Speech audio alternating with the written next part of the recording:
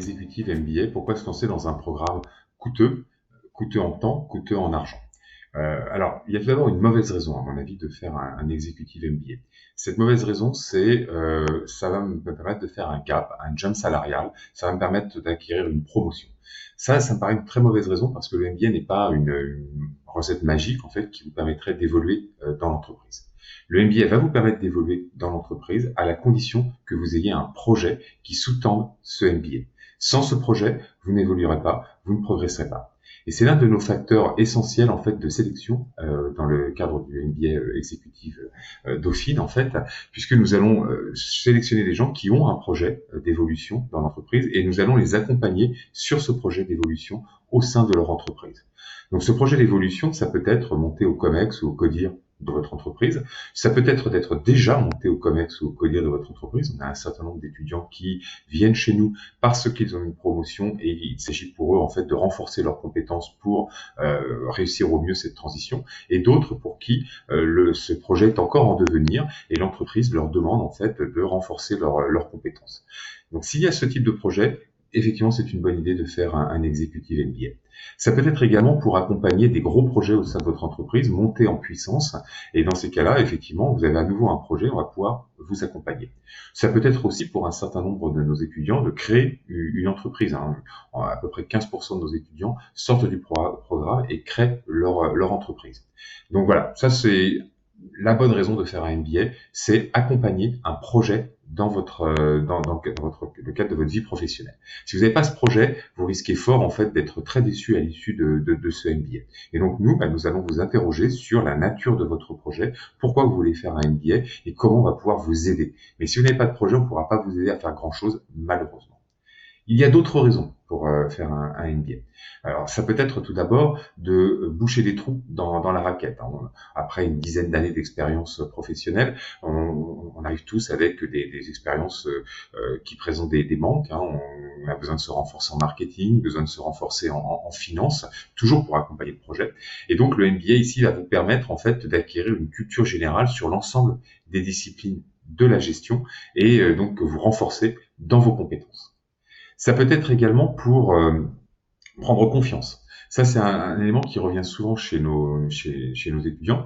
Ils nous disent, voilà, je participe au COMEX ou au CODIR de mon entreprise où je suis amené à participer à des réunions de haut niveau et je suis pas toujours très à l'aise en fait sur mes compétences et j'ai besoin juste de me rassurer.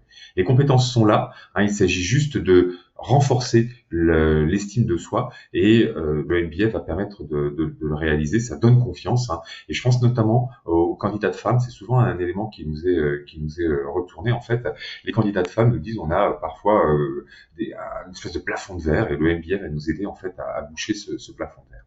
Ça peut être également pour changer son savoir-être dans l'entreprise. Devenir un manager, c'est adopter des attitudes différentes.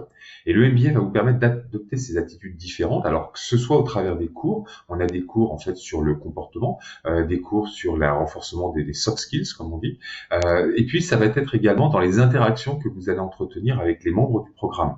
C'est formidable, un MBA. Vous pouvez échanger vos idées, vous pouvez tester vos idées avec plein de gens hors d'un cadre professionnel convenu, et donc vous pouvez prendre tous les risques que vous voulez. Vous pouvez discuter avec des gens qui sont de cultures différentes de la vôtre, que ce soit des cultures nationales, que ce soit des cultures professionnelles. On a des pharmaciens, des militaires, on a des policiers qui viennent chez nous pour donner des profils un petit peu originaux, que bien sûr la plupart des personnes ont des formations d'ingénieurs ou de gestionnaires en fait à la base, peut-être des juristes.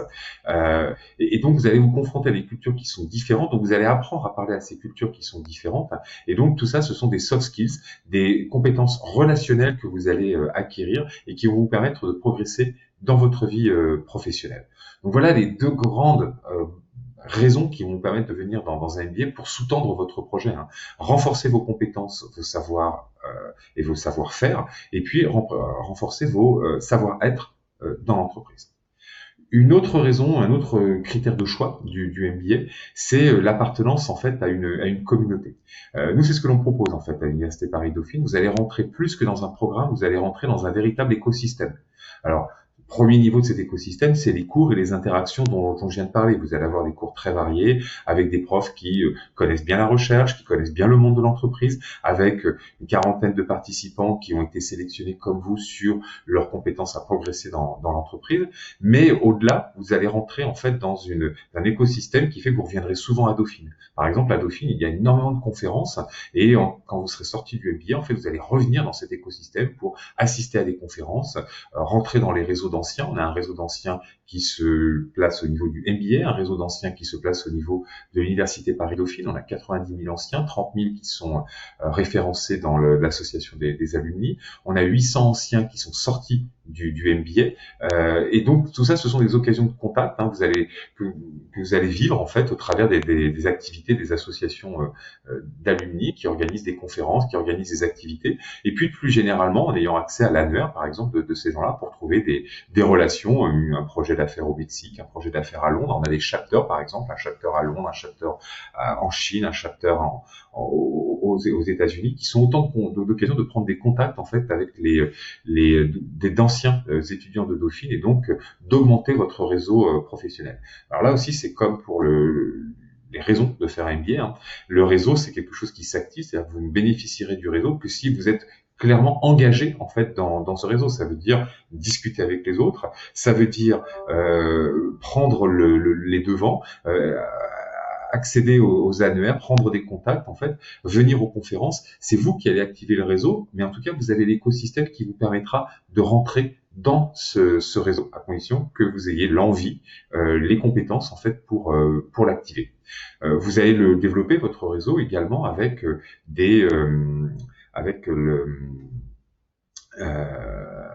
vous allez l'activer avec les anciens. Certains anciens reviennent suivre des cours du MBA. On leur donne la possibilité de revenir suivre des cours quand ils ont beaucoup aimé. Donc ça vous concernera aussi en tant qu'ancien. Et bien là, vous rencontrerez des gens qui ont des parcours en fait qui sont différents. Et pour peu que vous donniez la peine en fait d'aller discuter avec eux aux intercours, eh bien vous verrez, on apprend beaucoup de choses en fait dans le cadre du MBA. Le MBA, c'est aussi l'occasion de comprendre en fait des cultures nationales différentes. On a deux activités nous en ce qui nous concerne sur le MBA, une activité avec Londres, une activité avec la Chine, et donc c'est l'occasion de découvrir le management dans un contexte culturel différent pour améliorer à nouveau ses savoir-faire. Alors ça ne remplace pas une expérience à l'international forte. Hein. C'est pas en faisant quelques semaines en fait d'immersion dans le cadre du MBA que vous allez devenir des managers internationaux. C'est pas comme ça que ça fonctionne. Certains de nos étudiants travaillent déjà énormément à l'international, certains sont basés à l'international et donc en fait ils sont internationaux par nature. Ici on vient leur ouvrir des portes, on vient leur ouvrir d'autres perspectives, mais c'est vous qui allez les activer, c'est vous qui allez en profiter. Voilà, c'est pas en faisant ce MBA que vous allez devenir international. De même, on ne fait pas un MBA, je pense, pour améliorer son compétence en anglais. Nous, on propose notre MBA aujourd'hui en 1 tiers anglais, 2 tiers français.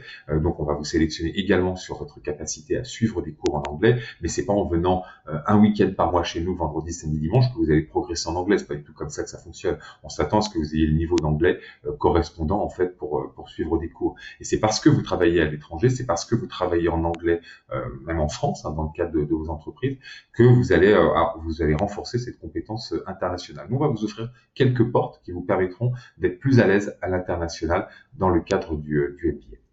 Dans le MBA, on va également vous faire développer un projet personnel individuel où vous serez suivi par un mentor qui n'est pas un prof mais qui est un ancien du programme ou un ancien de Dauphine et qui va vous accompagner dans la réalisation de ce projet individuel. C'est d'autant plus important d'avoir un projet individuel. Si vous n'avez pas de projet individuel, on pourra difficilement vous suivre et là vous aurez quelqu'un d'un peu plus vieux que vous et qui va vous accompagner, qui va vous coacher, qui va essayer de vous sublimer, de sublimer votre personnalité par rapport à ce projet, qui va vous challenger, qui va vous embêter pour justement que vous puissiez prendre de la hauteur par rapport au projet qui vous intéresse. Donc voilà des raisons en fait de faire un MBA. Encore une fois, je pense qu'il y a des mauvaises raisons et puis il y a de très très bonnes raisons. Connaissez-vous vous-même, ayez un projet, vendez-nous votre projet et nous derrière on peut vous accompagner sur ce projet. Mais sans projet vous ne progresserez pas. Ça c'est extrêmement important. Alors quand on regarde le devenir de nos étudiants, un grand nombre d'entre eux en fait évoluent à l'issue du MBA. Certains l'ont fait avant le MBA.